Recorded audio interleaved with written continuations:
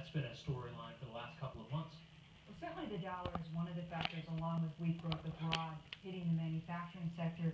The bulk of the effect of the dollar, though, is still ahead of us, and that's what's disturbing about what we're seeing today. Much of the interruptions in manufacturing activity came because we literally had containers get stopped at West Coast ports and parts couldn't make it to manufacturers. The weakness of the dollar and the inability to price this cheaply in these very weak economies abroad, that's going to be affecting us and growing in momentum, a bigger headwind as we move into the spring once we finally unload those containers and get the parts going at the manufacturers again. So shouldn't the price of oil, the decreasing price of oil and fuel, combat that a little bit? Shouldn't that encourage economic activity here? Well, that's the operative word, it should. What we're seeing is the drag from oil prices, cuts in mining employment, 3 months in a row of declines in the mining sector after really we saw increases in the job sector and the mining sector slow to almost nothing in the fourth quarter. We saw declines in the first quarter, really punctuated by March. How you doing? That's the effect of low oil prices Yeah? on actual mining activity. The benefits of low oil prices, higher consumer spending, cheaper manufacturing costs, cheaper costs across the board. We've yet to see those benefits, and so we don't know if it's the consumer is just hibernating with the bad weather or there's hibernation with some trepidation. We actually saw the saving rate pick up in recent months, and what we'd like to see is that spent so you get that offset of positive news from lower oil prices as well. In these reports, there's also the revisions, and the revision numbers today were down a bit. Is that significant?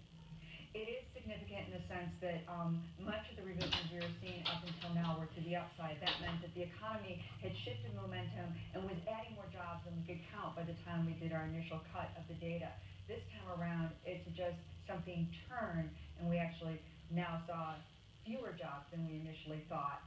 That is not something we'd like to see. We'd like to see it going in the other direction, that we're actually creating new jobs and we're underestimating what we're actually sort of chasing the curve rather than now we look behind the curve. Well, one of the things that people are also starting to pay attention to is the information in these reports about wages. What were the signals today?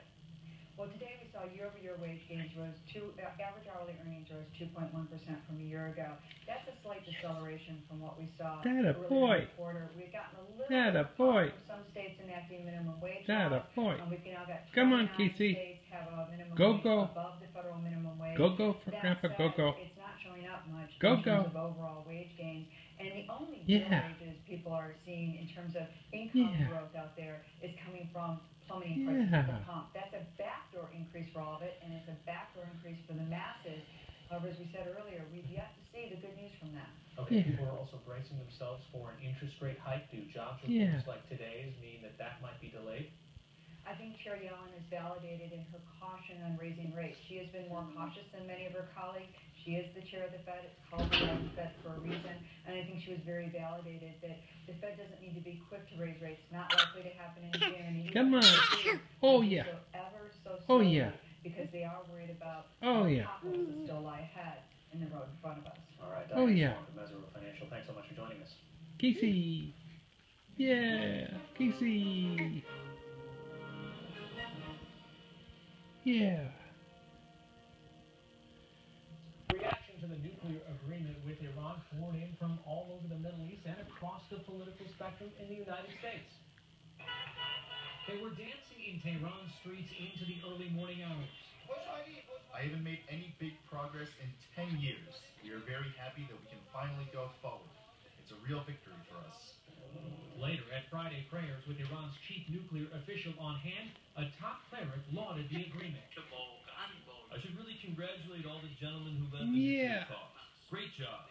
President of America and all of you who are on the other side, you have made a deal with Iran, and within the framework of that agreement, Iran will observe all it has committed itself to and will keep its end of the deal. That was a possible signal that Iran's supreme leader Ayatollah Khamenei and his hardline cadre will ultimately accept the deal. Essentially, the framework calls for curtailing Iran's uranium enrichment capacity for up to 15 years and requiring intensive new inspections in exchange for sanctions being lifted. In a televised address, Iran's President Hassan Rouhani said his government will do what it promises, but he rejected President Obama's contention that the sanctions force the issue.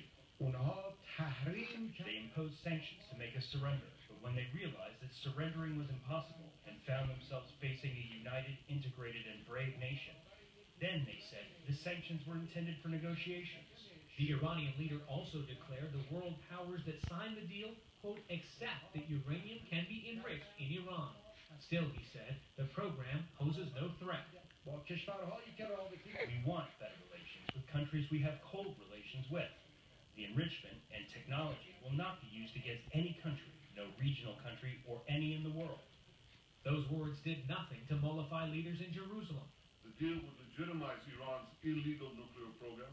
Israeli Prime Minister Netanyahu had spoken with President Obama overnight, who sought to reassure him, but to little apparent effect. Israel will not accept an agreement which allows a country that vows to annihilate us to develop nuclear weapons. Period. In addition,